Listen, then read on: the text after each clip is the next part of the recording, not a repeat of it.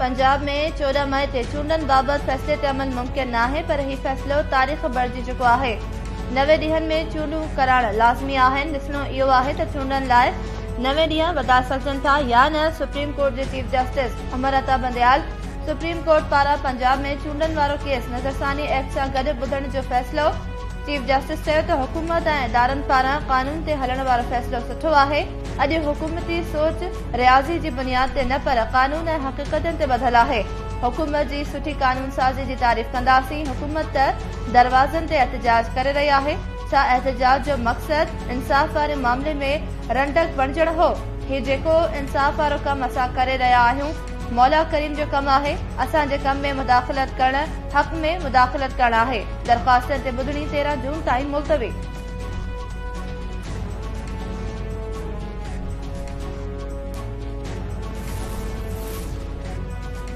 वफ़ाक़ी हुकूमत पारां नए माली साल जी बजट में नॉन फाइलर्स ते वधाइण जो फ़ैसिलो। एफपीआर बैंक मां 50,000 रुपया कढाईंदड़ नॉन फाइलर्स ते विद होल्डिंग टैक्स लॻाइण जी बि तजवीज़ ॾेई छॾी। गाॾियुनि जी ख़रीदारीअ ते बि नॉन फाइलर खे ॿीणो टैक्स ॾियणो पवंदो।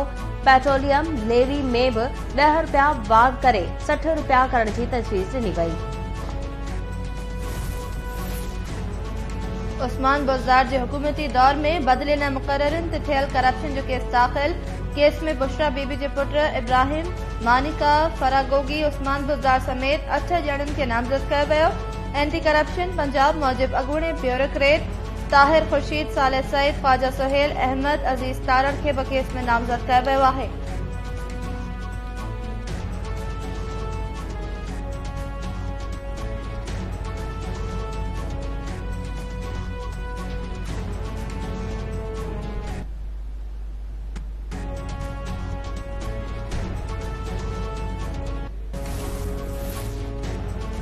चेयरमैन पीटीआई संदसि घरवारी Bushra Bibi 190 million pound corruption case जी जांच जे सिलसिले में नेब आरो पेश न थिया। बुशरा बीबी नेब खे ख़त लिखी अॼु बदिरां सुभाणे जांच करण जी दरख़्वास्त करे छॾी। बुशरा बीबी ख़त में चयो आहे त सुभाणे मुड़िस सां गॾु जांच में शामिल थींदसि।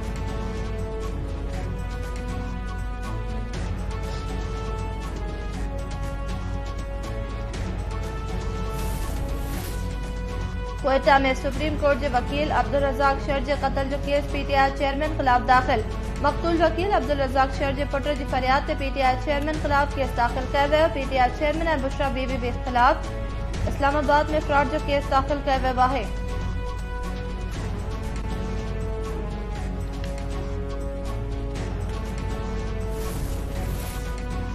जमायत इस्लामी अणचूंडियल माण्हुनि खे मेयर ऐं चेयरमैन चूंडण वारे कानून खे सिंध हाई कोर्ट में चैलेंज करे छॾियो।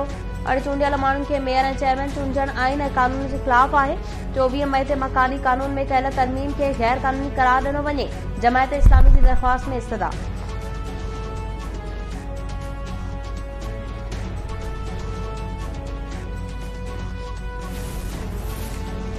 हाफ़िज़ नईम वटि वोट पूरा आहिनि त मेयर थी ॾेखारे।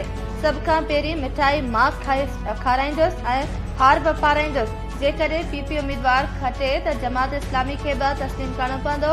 सूबाई वज़ीर सईद गनी चयो आहे त हाफ़िज़ नईम पंहिंजे नाले आॾो मेयर लॻाए छॾे।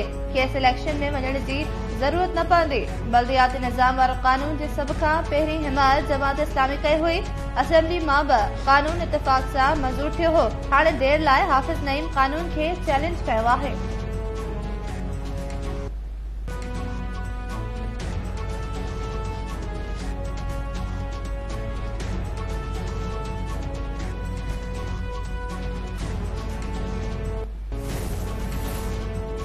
सिंध सरकार थर जी रेगिस्तानी इलाइक़े जी 1 लख खां वधीक ज़मीन आबाद करण लाइ थर कैनाल मंसूबे खे हलंदड़ साल मुकमल करण जी हिदायत करे छॾी। सिंध हुकूमत चयो त थर कैनाल मंसूबो हिन साल अगस्त ताईं मुकमल कयो वञे, जीअं थर जी ज़मीन खे जल्द आबाद करे सघिजे। आबपाशी खाते जो चवणु आहे त थर कैनाल मां 5000 क्यूसेक पाणी खणी सघिबो। थर कैनाल ज़रिए घोटकी, सखर, खैरपुर, सांगड़, मीरपुर ख़ास ऐं थरपारकर ज़िलनि जूं ज़मीनूं आबाद थींदियूं।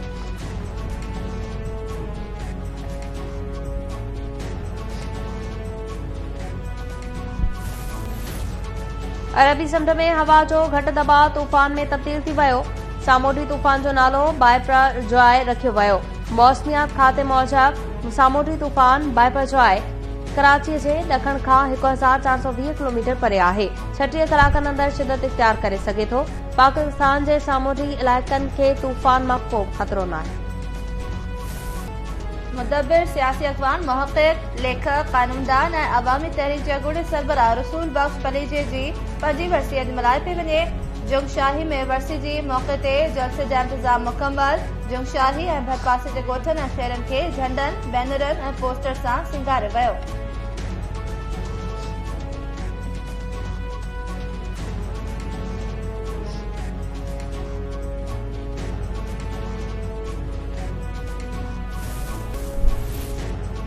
सखर जी दहशतगर्दी टोड़ अदालत में चयो आहे अॻवान डॉक्टर ख़ालिद महमूद सुमरो जे क़त्ल केस जी ॿुधणी। जवाबदार धुर जे ॿिनि शाहिदनि जा बयान रिकॉर्ड। जवाबदार हनीफ भुट्टो जे ॿिनि शाहिदनि सिकंदर ऐं मोहम्मद यूसुफ पंहिंजा बयान रिकॉर्ड कराए छॾिया। आरी पुछाप मुकमल। अदालत ॿुधणी 21 जून ताईं मुलतवी करे छॾी।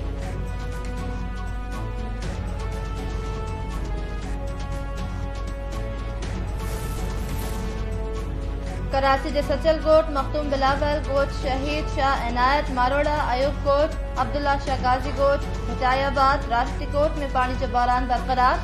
सख्त गर्मी के बावजूद शहरी पानी की खोट के मुंह ॾियण लगा। वाटर बोर्ड इंतजामिया पानी की खोट खत्म करण लाइ कदम न खयां। महंगाई जो सटियल अवाम टैंकर माफिया खां 4 खां 5,000 रुपयनि में फी टैंकर ख़रीद करण ते मजबूर। इलाइक़े वासियुनि पारां पानी जो बहरान जल्द खत्म करण जो मुतालबो।